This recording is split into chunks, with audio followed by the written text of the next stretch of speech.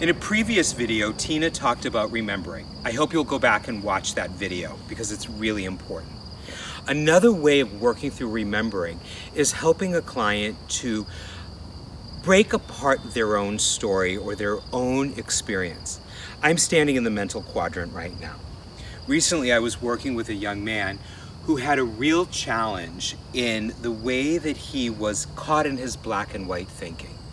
And I had him start in that place of challenge and name the black and white thinking. I can't. I shouldn't.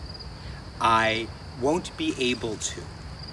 And I had him just step all the way to the right and say, this is the place where you can. This is the place where you should.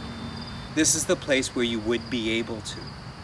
And to ask him, what's different here? And at first he struggled. So we went back over here again.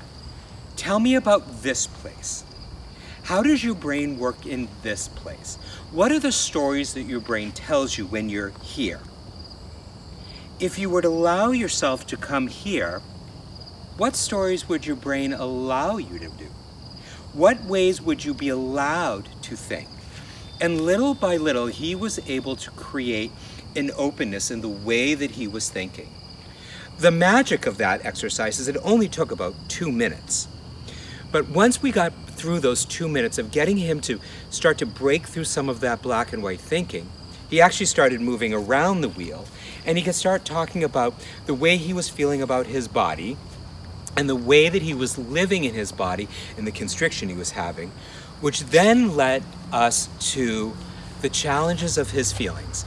Because what we found out through discovery is that he was blocking off an enormous amount of feeling because he was afraid he was unlovable. And that sense of being unlovable is what caused his black and white thinking.